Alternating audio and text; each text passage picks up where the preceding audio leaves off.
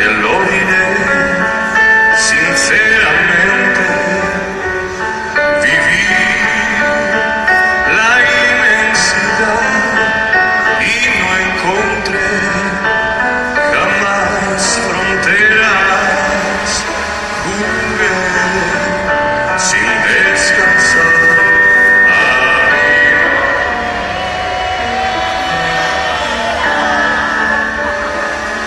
Jamás vi un amor que para mí fuera importante.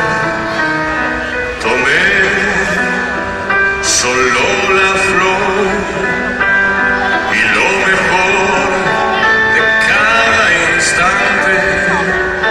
Viajé y disfruté, no sé si más que otro cualquiera, si bien todo ello fue a mi manera.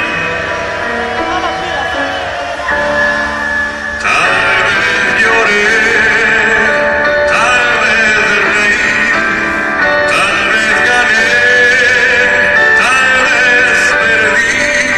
Ahora sé que fui feliz, que si lloré también amé, y todo fue, puedo decir, a mi manera.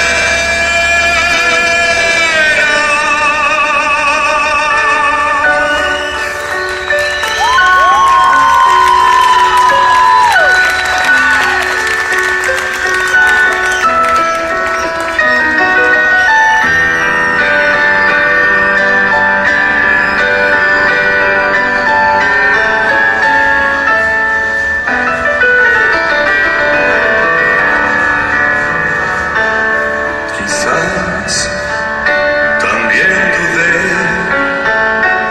cuando mejor me divertía. Quizás yo desprecié